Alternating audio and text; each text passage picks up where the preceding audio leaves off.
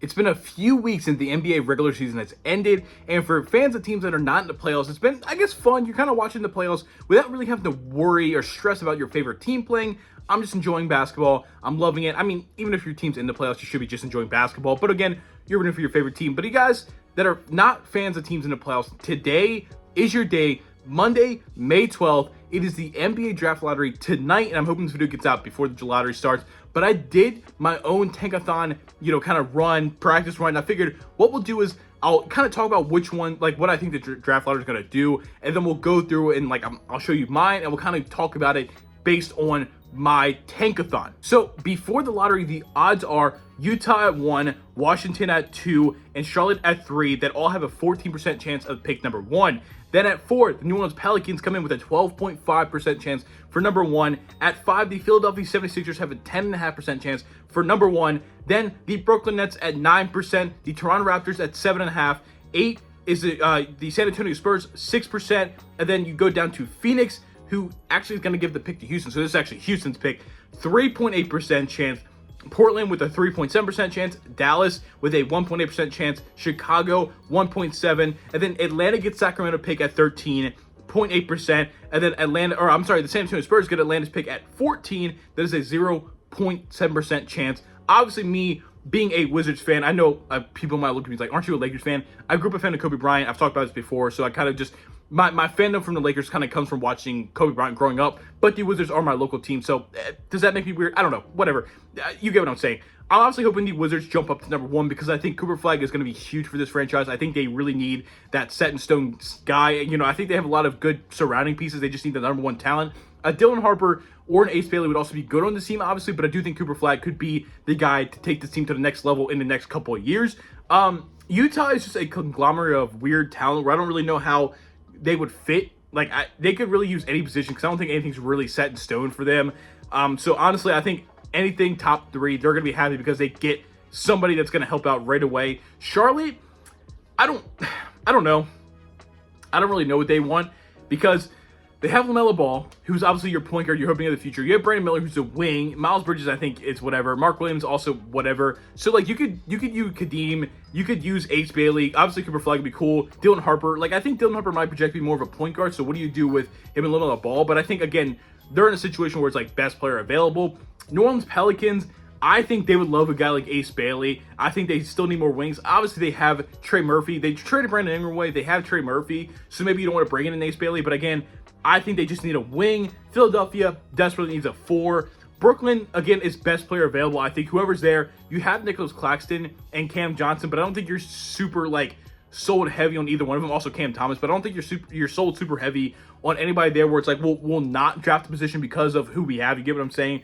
7 Toronto Raptors. They have a lot of wings. I think they might look for some center help because Jakob Poeltl's there, but it's whatever. And then point guard play, because I'm not super sold on Manuel Quickley being the point guard of the future, but he is making a lot of money. So I think point guard play, center play for them. The Spurs at 8, I mean, you may want to look at point guard play because Chris Paul is old, very, very old. Sorry, Chris Paul, I'm a fan of you, but you're old. And Stephon Castle could also be a guy that could play multiple positions. So maybe try to look for the real true point guard of the future. Because you have Vassell, you have Keldon Johnson, you have Jeremy Sohan, obviously you have Victor Wembanyama. You have some guys that are kind of in the middle that maybe you're looking for a point guard. Houston at 9, again, also point guard play because Fred VanVleet's getting up there. And he's got a big contract. Maybe you'll I don't know if I really trust Amin being the full-time point guard. I know some Rockets fans want Amin Thompson to be a true point guard. But I think they could also be looking at some point guard play. They did draft Reed Shepard 3 last year, so maybe you don't. But again, they're maybe in a spot where it's just best player available because they have such a deep team that it's hey, we'll just kind of take on whoever. Maybe they actually trade the pick. Maybe they trade the pick with 1 or 2 of those young players and look for something else. Maybe that's part of a Kevin Durant trade or something like that. I don't really know. 10, Portland, just not a guard. Just please not a guard. You could take a center. I know you have Donovan Clingan. You have Robert Williams. You have DeAndre Ayton. But I think other than Donovan Clingan, I think you like. But Robert Williams and DeAndre Ayton, I think you're hey, those guys can leave. We'll trade them if we can. You have Anthony Simons, Scoot Henderson, Shade Sharp. I don't think you want to bring in another point guard. You have Denny, who's a fine wing. You have some pieces there, but it's I think you're looking for a wing. I mean, best player available for sure. If you can maybe move on from Anthony Simons in this offseason. But I think they're definitely more of a wing position. Let's see. We have the Dallas Mavericks at 11. I also think they're kind of just best player available. They could use obviously some point guard play with Kyrie Irving probably missing all of next season. So, some wing play as well. I mean, I don't. They have a lot of pieces. Max Christie had a decent run at some points last season, but like I don't think you're super balled into that. You have Klay Thompson who's getting older, PJ Washington who's like a fine connecting piece, but like, and obviously you have the trio of big men with Anthony Davis, Derek Lively, and Daniel Gafford. So I think you're kind of like leaning towards a guard. I don't think you'll take a big man unless it's like, hey, it's the best player available still sitting here. But again, I don't think they'll do that. I think it's more of a guard situation. Chicago at 12, not a point guard. I think they'll take a wing. I think they'll take a center. Like anything else besides the point guard, because they have obviously Josh Giddey, you have Kobe White, you have Dalen Terry, you have Ayo Dosunmu. Like you have a lot of people, Lonzo Ball's on the team. You have a lot of people that can play a guard position. You kind of need guys that are some bigger body wings because I don't really believe in Patrick Williams anymore. A 13 is actually going to go to Atlanta. Center play, because I don't know how much longer Clint Capella is going to be on the team. If you can find a big man, it'd be cool. Maybe a guard off the bench, like so kind of a guard or big man. I think wing wise with Jalen Johnson, with Zachary Richardson, with Dyson Daniels and stuff like that, I think you're feeling comfortable there. And then 14 is going to be the Spurs again, kind of same thing, just kind of guard play. Maybe you look for a backup big man at late part of the lottery now. I don't know. That's really up to you. But now we're going to do my Tankathon. It's going to be up on the screen right now. We're going to do the simulation, and I have it right here. It's going to be Brooklyn at 1. Chicago jumps up 2 spots to 10. Washington falls to 3. Charlotte at 4. 5, Utah. 6, New Orleans. 7, Philly, which goes to OKC because it's outside of top 6. 8 is going to be Toronto. 9, Spurs. 10, Houston Rockets from Phoenix. 11, Portland. 12, Dallas. 13 is going to go to the Atlanta Hawks from Sacramento. And 14, the Spurs. Okay. I'm not going to do a mock draft because I think I'll do that later, like closer to the actual draft. But I'm just going to like, if you're Chicago, I think this is a home run, man. I think you'll love, let's say Brooklyn is going to take Cooper Flag. We're just going to go ahead and set that in stone. Brooklyn's going to take Cooper Flag. That's their guy. Maybe they bring in Giannis because there's real talk. He might go to Giannis. I don't know. Or Giannis might go to the Nets. I don't really know. I hope not. But that probably lets them take Cooper Flag then. So you have Cooper Flag, Giannis. Boom. That could be something to build upon for a Brooklyn Nets team. And that's obviously going to bring in free agents as well. Chicago at 2, man. Like, I think you steer away from Dylan Harper because you have all those wings like I said. So I guess an Ace Bailey, you're hoping he can just size and play a 3. I think that's the best bet for you. And then that leaves Washington.